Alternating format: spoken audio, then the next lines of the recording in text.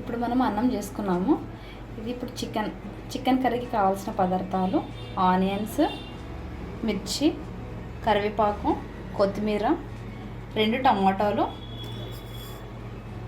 మళ్ళీ మసాలా దినుసులు.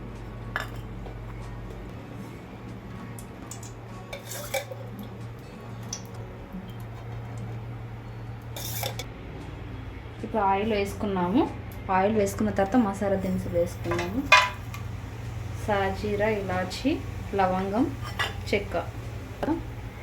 తర్వాత ఆనియన్స్, కట్ చేసుకున్న ఆనియన్స్ని, మిర్చిని వేసి కలుపుకున్నాం.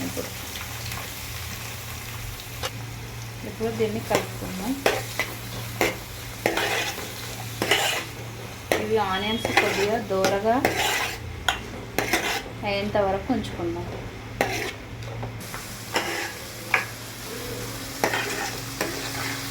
ఇలా మీడియం ఫ్లేమ్లో పెట్టుకొని కలుపుకోవాలి. కొద్దిగా దూరగా అయ్యేంత వరకు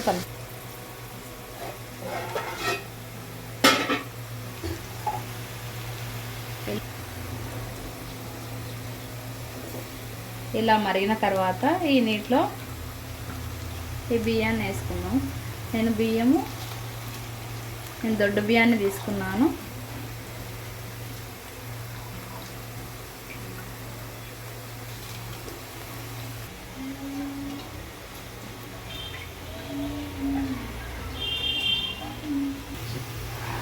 ఇలా కలుపుకోవాలి.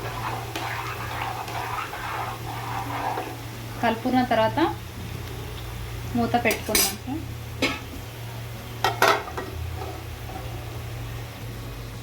కర్రీ కొద్దిగా దూరగా, ఇది ఆనియన్స్ కొద్దిగా దూరగా వేగినాయి.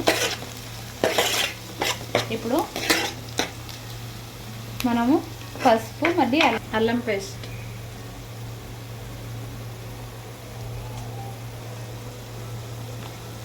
పసుపు,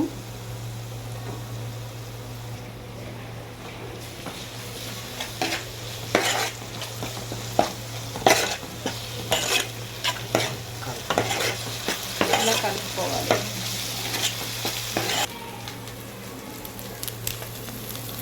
కరివేపాకు వేసుకున్నాం.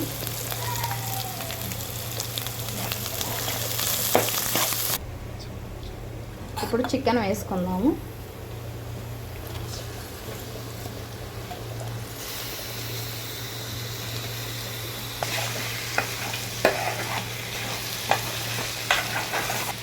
ఇప్పుడు సాల్ట్ వేసుకున్నాం. 2 స్పూన్ల సాల్ట్ వేసుకున్న తర్వాత బాగా కలుపుకొని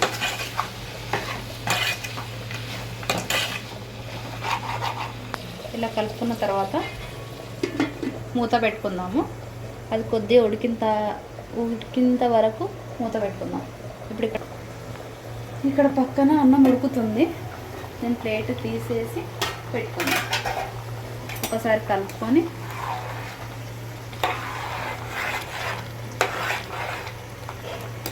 హాఫ్ ఉడికిపోయింది, ఇంకా కొంచెం హాఫ్ ఉడికేది ఉంది.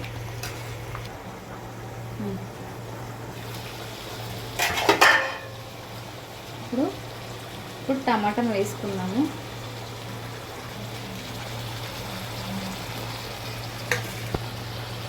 టమాటా వేసుకున్న తర్వాత ఒకసారి కలుపుకొని మరి ఇంకోసారి కలుపుకున్న తర్వాత ఇప్పుడు మూత పెట్టేసుకుందాం.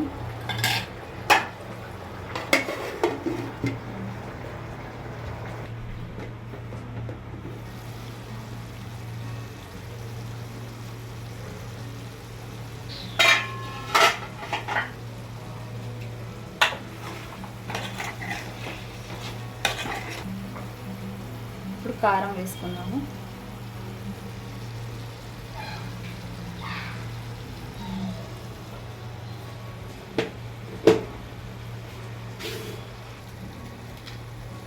మసాలా కూడా వేసుకొని, ఇది చికెన్ మసాలా వేసుకొని కలుపుకుందాం.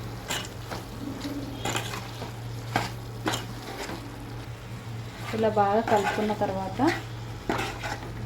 ఇప్పుడు మూత పెట్టుకుందాం. ఈ మసాలా, ఈ కారం ఈ ముక్కలకి పట్టేంత వరకు ఒక 5 మినిట్స్ వదిలేద్దాం మూత పెట్టి.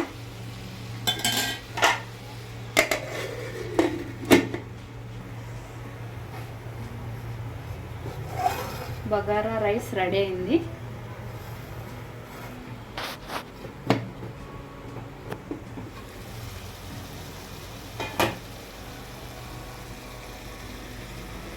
ఇలా ఆయిల్ సపరేట్ అయిన తర్వాత ఇప్పుడు వాటర్ పోసుకుందాం.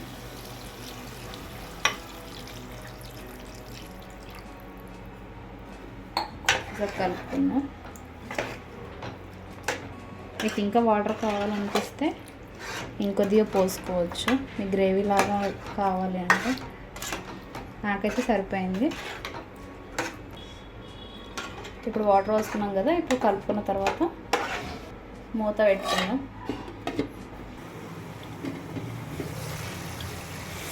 గుమ్మగుమ్మలాడే చికెన్ రెడీ అయిందండి.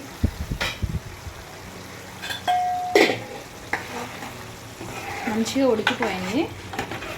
కొత్తిమీర వేసి కలుపుకుందాం.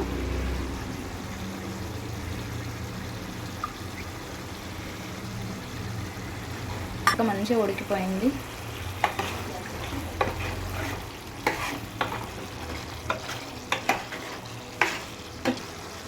చికెన్ కర్రీ రెడీ అయిందండి.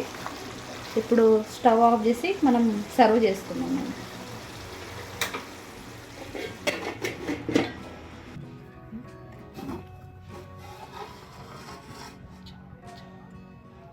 ఇప్పుడు మనం సర్వ్ చేసుకుందాం బగారా రైస్ని.